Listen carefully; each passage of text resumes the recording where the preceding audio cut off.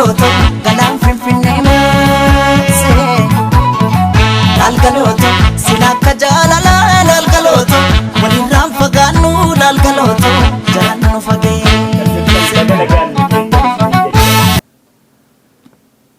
kopi arraf kamnutti oson hinsen duratti kopi torban dabarsine keessatti dargaggeela maqabanne isinii dhihanneettu dargaggeen qabanne isinii dhihanne kunis tokko obbo Badru Zaman Shaafii yoo jedhamu kan ammoo obbo Ayman Ahmad jedhama ture itti shira ummata Oromoo irratti aggaammatan lafa Oromiyaa akkamitti cicciruudhaaf saganteeffamte hegereen Oromiyaadhaa maal akka isii mudachuuf jiraatu bal'inaan nuuf ibsanii ture tu arraantana dargagguma san obbo Badru Zaman Shaafiitiin walitti deebine Tigiroonni akkamitti sooromanii akkamitti sooromaa jiranii abbootii qabeenya Oromootiif boolli qotamaa jirtu maali Oromiyaa keessatti saaminsa akkamitti oofaa jirti waan jedhu irratti arraantana obbo Badru Zaman qabaddee isinii dhihaate silaka jalala lal galoto walin ram faganu lal galoto jalan no fage hayyee obbo Badru Zaman torban dabre tuttuinee turre bal'inaan tuttuqaa osoo hin tahinii shira ummata Oromoo irratti aggaamatame Oromiyaa cicciruudhaaf kan qophaa'e akka gaariitti sii fi Ayman lafanuu keessanii turtan san keessatti wanti xiqqoo daganne takka yoo jiraatte osoonii fi qophii har'aatti hin seenin jechaadha waa'ee Ogaadeen san keessatti Abbaay Tsahayyeeffaanii waan isaan gochaa turan Galatoomii Bisayyoo waan dabre irraa itti da'uudhaaf akkuma ati jettetti shoorri Abbaay Tsahayyeedhaa Somaalee keessa qabu shoora daangaa qabu miti. Namni akka Abbaay Tsahayyeetti Somaalee fi Hararii keessa qooda qabu hin jiru. Akkuma TPLF jettu. Isaanitti aaneeti warri kwartal jedhamu maqaan isaa Abrahaam kan gaafatti xuyne san kan ajajaa Misraaq Izziidhaa. Sun isatti fa'aaneeti. So Abbaay Tsahayyeen gaafuma Federal Affairs kun fotoqina TPLF bakka lamatti adda qoodamte booda waajjirri dhimma biyya keessaa jedhamu uumame waajjira haaraa fotoqinsa bara kuma akka Itoophiyaatti bara 92 fotoqinsa TPLF bakka lama fotoqinsa ta'etti gaafsan uumame san booda Abbaay Tsahayyee sanirra dhaqe wanni guddaan waajjirri san qabu maali daayirektoroota qaba bakka hundattuu fakkeenyaaf Oromiyaadhaaf ofiisa takka qaba Oromiyaa follow up godhu kan Affaar follow up godhu kan Somaalee follow up godhu hundinuu daayirektiraan achi keessa jira muudamanii maqaadhaaf wanni isaan jedhan maali waan daangaadhaa konfliktiin daangaadhaa hiikuudhaaf saniif barbaachisee wanni waajjiroonni kun jedhanii yaadan garuu wanni ifatti jiru Abbaay Tsahayyeen gaafa achi dhaqu naannoon hundinuu waan Tigraay hin ta'in Amaara hin ta'in Amaarri fi Tigraay daayirektoroota hin qaban achirraa Somaaleen ni qabdi Affaar ni qabaa Gaambeellaan ni qabaa Benishaangul ni qabaa Oromiyaan ni qabdi daayirektoroota kan isaan follow up godhan so Tigraay fi Amaarri hin qaban Abbaay Tsahayyee kanarraa ka'eeti gaa jibbiinsa baay'ee Oromoodhaaf jibbiinsa qaba tuffiis ni qaba Abbaay Tsahayyeedha. So bakki inni haalaan Oromoo itti tuquu danda'u hundatti harka isaa seensifata. Fakkeenyaaf namni hedduun karaa Affaar kana hin beeku ta'a. Karaa Affaar mee xiqqashoo haafnu. Affaar irratti guutuutti TPLF bulcha Affaar. TPLF bulcha gaa jennu kan Somaaleedhaatiif kan Affaar mee wal bira qabnee halaallu. Wanni wal bira qabnee ilaaluun barbaachiseef Somaaleettiin advaayizaroota jira. Advaayizaroota aanaa hunda irratti gorsaa fi waa'ee tikaatiin waa'ee militariitiin isaan leenjisan. Affaar immoo guutuutti karoorri isaanirraa eegalee wanni hundinuu waan fadhii TPLFitiin deema. Jechuun TPLFin akka naannoo isitti Affaar bulchiti jechuudha. Kuni seeraanis kan nameef jira. Gaafa amma dura waajjirri dhaabni yaadi gurguddoon afran naannoolee adda qooddatan. Naannoon Somaaleedhaa Oromiyaan akka bulchitu akka gargaartu bulchitu akka gargaartu kan Affaar Somaalee Tigraay akka gargaartu kan Beenishaanguliif Gaambeellaas Amaaraa fi Saawuziin akka gargaaran Saawuz dadan jechuudha. Saawuz. So garuu san tahee osoo jiruuti isaan harka isaanii affaal guutuu fudhataniiti san booda immoo Somaaleetti harka seensifatan. Kana gubbatti gaa shoorri Abbaay Tsahayyeedha shoora hanga hin qabne taphachaa jira. San gubbatti Abbaay Tsahayyeedha an gaafaan 2009 gaafaan Somaalee jijjiga dhaqe gastaawusii qubanne. Ijjatiyyaan kaniin arkeen nuti walitti qabamnee namoota naannoo bakka adda addaatti dhufnee bakka san jira ijoollee Tigraay hedduudha tan Amaaraatis ni jirti. So galgala nuti naannoo adda addaa namoonni dhufan irra guddaan Tigreedha haasawaa turre gabbaanee. So makiinaan Land Cruiser makiinaan naannoo Somaalee kan waajjira barnootaatii maqaan isaa Abdurrahmaan gaafa sanitti amma jijjiiramee jiran fakkaata. Makiinaa isaati. Ugaa makiinaa isaa agarree ajaa'iba nutti makiinaa isaa maal asii gooti maaliif makiinaan naannoo Somaaleen seentu gastaawusii yoo Abbaay Tsahayyee keessa jiraate. Yoo Abbaay Tsahayyee jiraate makiinaan Somaaleen hin seentu takkalleen makiinaa pireezidaantichaa waan hin ta'in. Sunugaa sakatta'amtee seenti ka pireezidaantichaatu sawwaaniidhaan beeku. So makiinaan Abdurrahmaan maal gootii jechaa turre waliin. Deemteen naannoo ta'e waan ijoolleen dubaraa keessaa buute.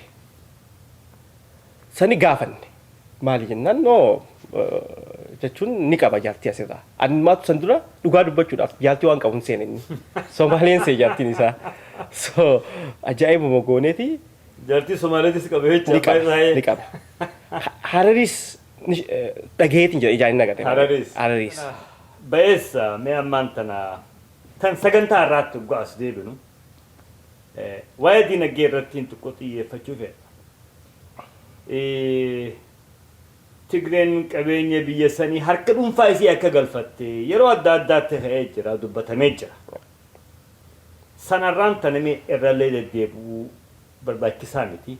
Harka lafa jalaatiin Tigiroonni akkamitti ifi sooramaa jiranii Oromoo akkamiin miidhaa jiran mee nuu ibsuu dandeessa kanarratti.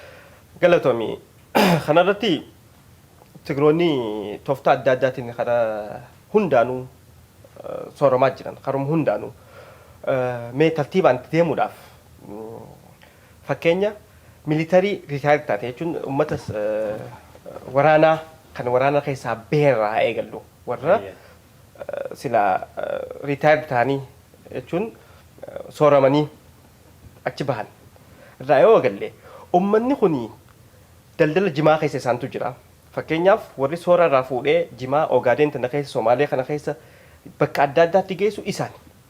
Warra militarii irraa bahe kana warra dhawaamee maaliif akka TPLFitti ta'aniiti uummanni keenya warri militarii irratti qabsoo irratti miidhaman naannoo hunda keessa seenaniiti piroojeektii adda addaa irratti hirmaachuu danda'an. Fakkeenya Oromiyaa keessa dhufanii mana barumsaa ijaaran jechuudha. Warri ijaaraa jiru ni jira ammallee kaampaanii gurguddaa dhiisuu jechuudha warruma xixiqqaa irraa hawaasoo jechuu fedheeti. Jimaan isaantu jimatti jira.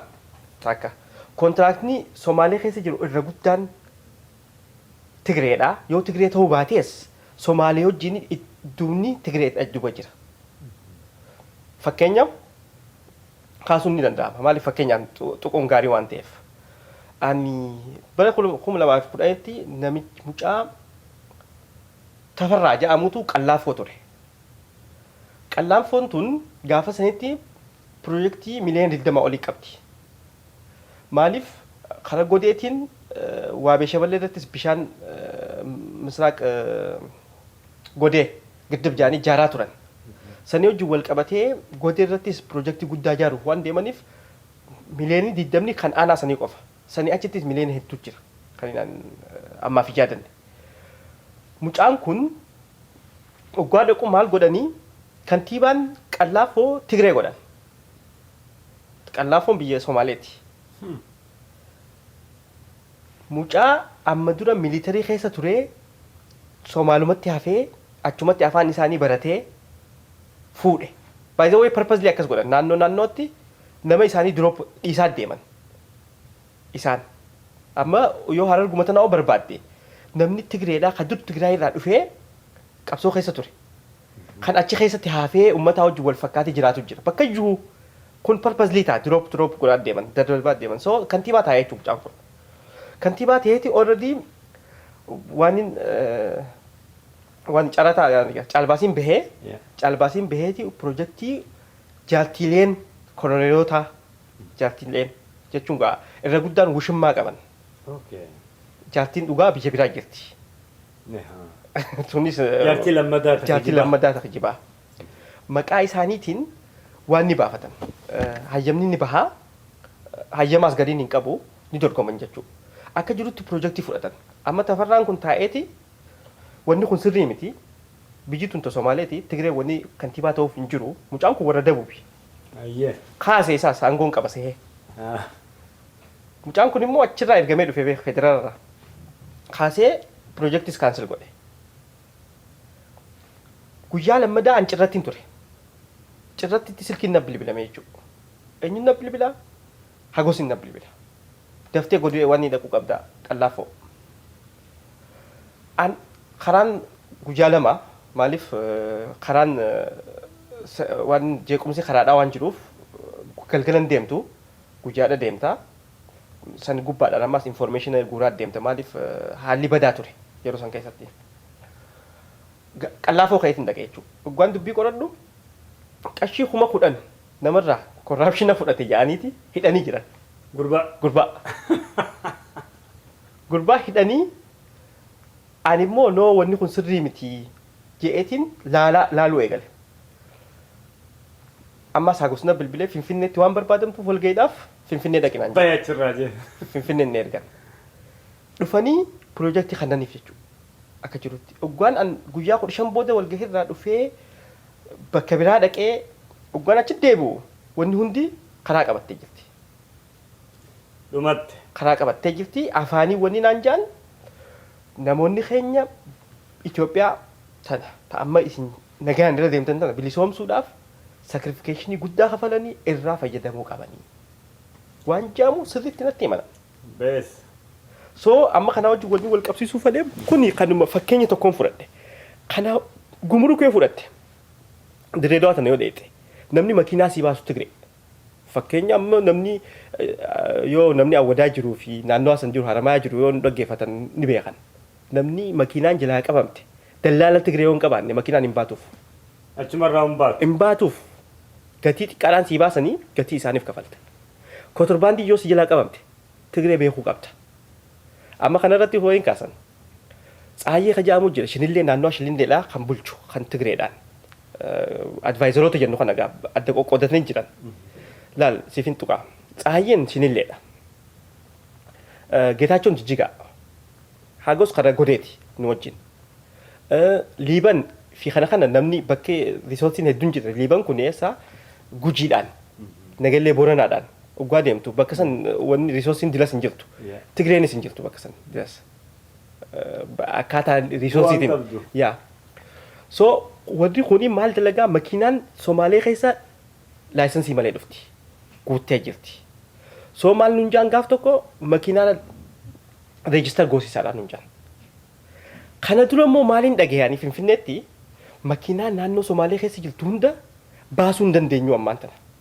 So reejistar goosisneeti maallaqa xiqqaadhaan taaksii kafalanii laayisensii Itoophiyaa kan naafi. Wanni joobee. Sandura makiinaan Ugaadeen keessa jirtu laayisensiin qabdu? Laayisensiin qabdu jijjigaa wata jirtu irra guddaan. Akkanuma deemti? Waan laayinsensii Somaaleetiin deemti. Ta Somaalee biyya gadii. Biyya Somaalee? San qofa jettaa godee keessatti maalleen Itoophiyaadhaan dalagu. Biyya akka godeedhaa qallaafuu musteelli irraanfadhu biyya karaa cirrattiin isinis yoo deemti. Afdeer bakka jaamu kana. Maalleen Itoophiyaadhaan achitti dalagu maallaqa Somaalee shilingii Somaaleetiin waan ijaanii walirraa buute. Efa Somaaleen kutte booda leemu? Amma dheenga kun 2009 siyaasa hojjira bar. Ana gaafan achi jiruun siyaasa hojjira. Hayyee. Jijjigarratti baankiin Itoophiyaadhaa ni jira. Kan Itoophiyaan ni jira. Baankiin komersiyaal baankiin. Jijjigarratti maallaquma Itoophiyaatiin fayyadaman. Garuu waan makiinaa yoo fudhatte makiinaan tan duraan duraa makiinaan laayisensiin qabdu. Most of makiinaan parsantii 80 ol. Oromiyaa keessa akkasii? Oromiyaa keessa akkasii miti. Oromiyaa keessa akkasii miti. Amaaraa keessa akkasii miti. Bakka biraa akkasii miti. Even Affaaroo akkasii miti. Somaaleedhaan makiinaa rakishaa waan seentuuf seenan. Somaal godhanii waan information kana beekanii jecha makiinaa dafanii bitan jechuudha. Isin irraa mootummaan guuruuf deema jedhanii makiinaa rakisatti bitan jechuudha. Somaaleerraa. Osoo nutuu gadi hin bu'in bar warri waan kana raawwachiisu gadi hin bu'in isaan already namoota waan qabaniif militariin achi jirtu hundi waan isaanii wajjin dalaguuf bibbitan makiinaa rakisatti. So nuti amma makiinaan ta isaaniin seene annan gama kiyyaan bakka naannoo 6 moo 7 dhaqee galmeessee makiinaan ta isaaniin seene. Makiinaan tanuma uummata Somaaleeti. Jechuun galmeessa gwaan harka kiyyaanii miti. Akka galmaa'u. Bitanii already laayisensiin Itoophiyaa irratti dhawaamteeti makiinaa tana Finfinnee fi Direedawaa fi Maqalee geessan jechuudha. Maallaqa guddaan gurguran jechuu achitti. Maaliif makiinaa rakishaan seentee Itoophiyaatti by the way gatii makiinaarra taaksii makiinaatu guddaadha. Taaksiin qabdu tun. Taaksiin qabdu tun. So akkasi galchan taakka kun. Kan biraatiin sii kaasa. Lafa yoo bituu feete Finfinnee dhaqi. Naannoo Finfinneetii wajjin wal qabate naannoo addaa kan Oromiyaa jedhamu. Yoo ta'e dallaalli irra guddaan Tigree. Duraan Guraagee fi kana beeknaa miti. In jiru dallaalli lafaa dallaalli manaa Tigree. Akka jirutti. Hayyama shugguuxii Finfinnee keessatti yoo feete Tigree sii baasa. Irraan kaayyan. Kotorbaandii Tigreen sii dabarsiti. At the same time sii dabarsiteeti kotorbaandii isaan sii dabarsanii namni qabu hin jiru yoo isaan keessa jiraatan. Garuu immoo kotorbaandii hirnaa fi Direedawaa fi kana galtee federaal poolisiin itti ajajamtee manarraa dukkaanarraa guuran. Hungaatee jira. Ifumaa dabarsaniiti deebi'anii federaalatti himanii dhufanii guursisan. Egaa maallaqa harkatanii jiran namni isaan. Maallaqa harkatanii jiranii amma sigaaraa guddaan sigaaraa fi kana sigaaraa fi kotorbaandiin wanni jedhamu anama kan hin yaadadhu asiin jira. Biitii guutuun dhagaa itti haraa turte hirnarratti. Taayiwaan seenanii Direedawaa guuraa tura meeshaa. Kotorbaandii kan kellaa dabaltee beek. Meeshaan tun ta gurguramuu eegalte. Dhufanii guuran. Guuran. Mataa keessa gadhoo fi saamuudha jechuudha. Saamiinsaa bar. Saamiinsaa. Kan biraa dachii nam sadiifaadhaaf dachii takka gurguran. Dachuma takka kaartaa itti baasanii. Dhuggaas maal godhuuf deeman? Hojjetaa injiinara sanis kaachi kaartaa san baasus fi dachii sanis anti corruption geessan jechuudha. Warra tsara musliimaa jaanii jira. Isaantu dachii san dhaqee fuudha ammaas. Booda gaama haala biraan rakkaasuu hin dandeenya. San Direedawaa keessatti haala addaatiin waan itti deemame namni hanga kantiibaa uummata akka ittiin isaamne hojjettoonni mootummaadha. Akkee hayyee mita Direedawaa sanii filmaata Direedawaa takkaafuu bulchiinsa Direedawaadhaa san Oromoo fi Somaaleen akkamitti wajji bulchaa jirti. Filmaanni bulchiinsa kantiibaadhaa kan meeyaraa akkamitti gaggeeffama? Kuni eega fasaan achirraa bu'ee na fakkaata amma kantiibaa Maqaleeti. Yoo amma dhiyeenya kan akka hin beeku. Fasaa Hajaamu Tigirichi kantiibaa Direedawaa ture. San dura Tigrootumaa bulchaa ture. Jechuun fasaa faadha tokko gaa warri bulchaa ture. San booda maal ta'ee akka Ihaadigii ta'anii magaalaan tun federaala jalatti dhugaa seentu Ihaadigii bulchuu qaba. So haja'u Oromoonis Oppidiyoo jira. Maqaa Oromootitti dhaabbatte kan Tigreen uumte. Sodeeppaan immoo waan Ihaadig keessa hin jiru. የኢህአዲግ አጋር ድርጅት ማለት ሶዴፓ ሶማሌዳ ፓርቲ ሶማሌቲ ካብዲ ኢሌሰን ሶዴፓ ጃኒ ሁኒ ላ ሶዴፓ ጅራ ከአፋሪ ጅራ ከቤኒሻንጉል ከን ጋምቤላዳ ሁኒ ኢህአዲግ ሚቲሳን ኢሳን አጋር ድርጅት አመጋም ሶዴፓኒ ፊ ኦፒዲዮን ጋፊ ካፍቴ ቹ ድሬዳዋቲ ኑቱ ቡልቻ ከጆቲ ሶ ፌደራሊ ማልቴ ለፈካይቲ 40 وانا كسي تكخاي كنتيبان عمل لماف اورومو رايوتي عمل لماف سومالي راتا تنما خوفلجي تنين امبيا خوغا اسدتي اممتي اييه اسد سيفيل سيرفيس راتور سيفيل سيرفيس ريدو ادا اييه اسد خوني بكمتين قبو غافسنيت ورهناتي اسد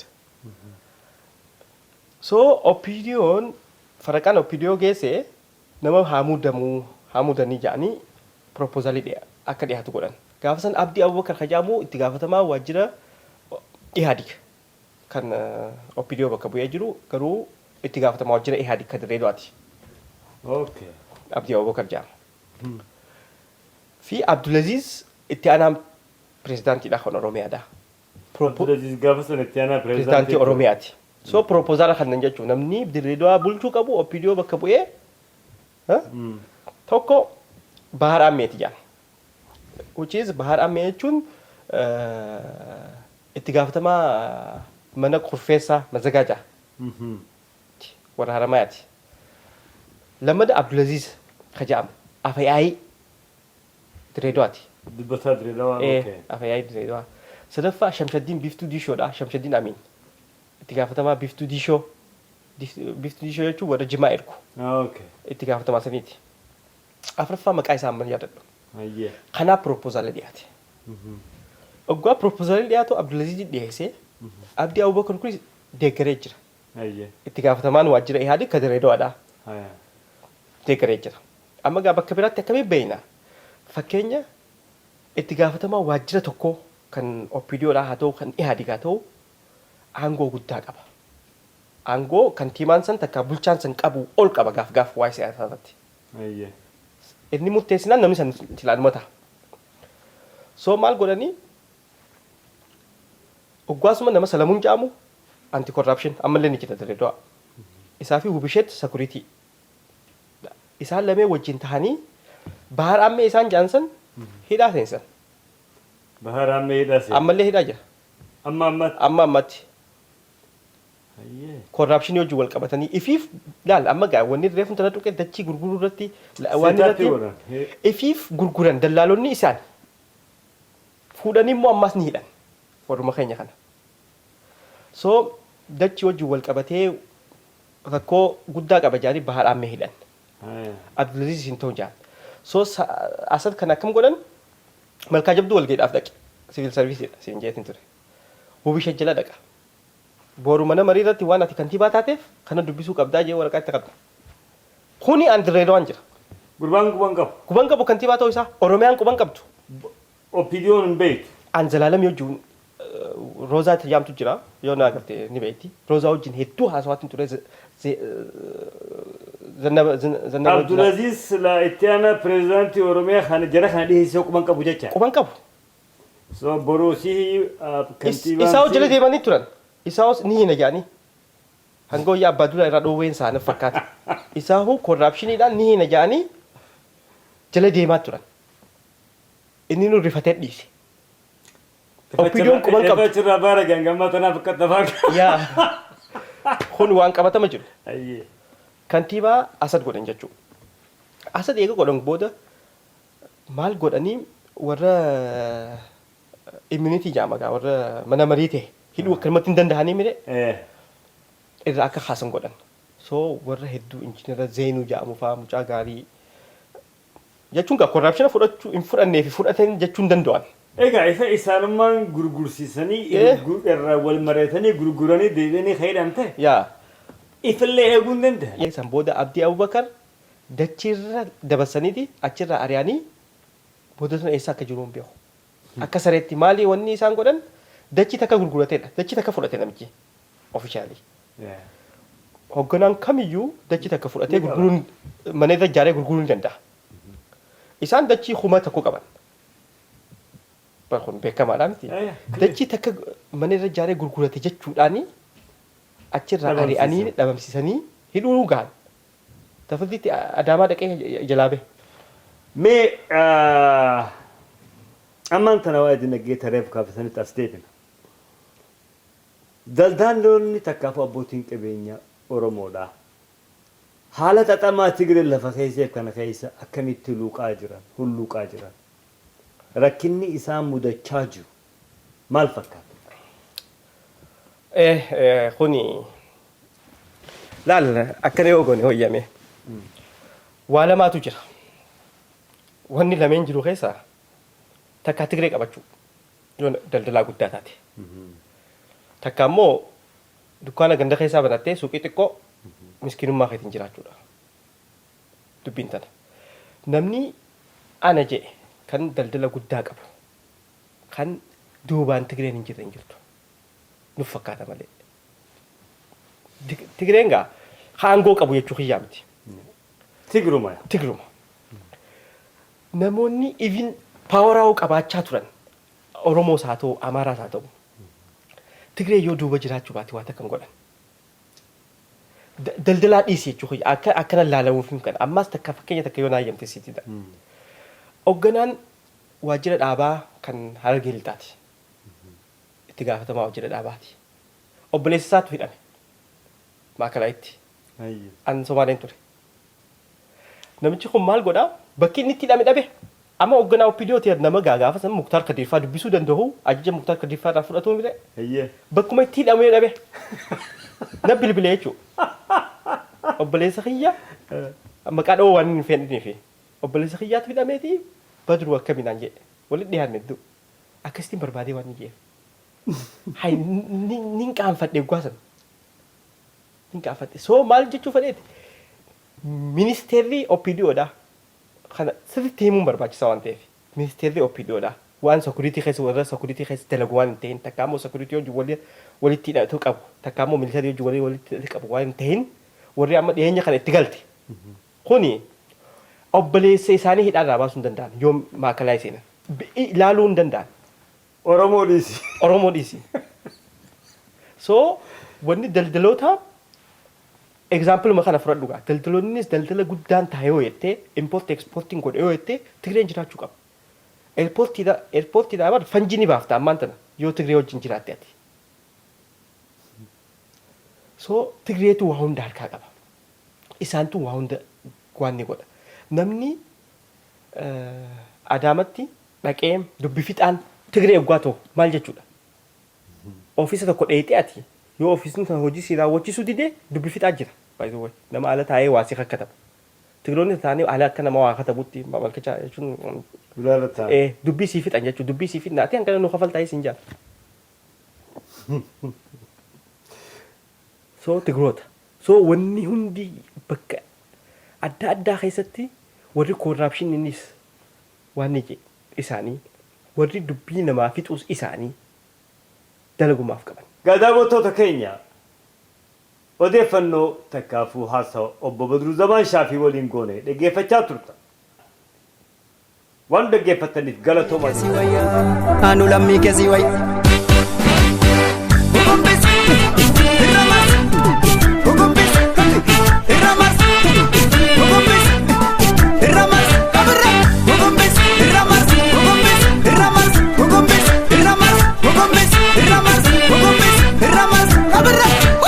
Nallofa jedhee yoo homafe nallolas jedhee yoo marafe dheeraftus karaa nanambe gurrafe garaan narrafiftu diina keerraa roorriftu akkamii lammeetti calle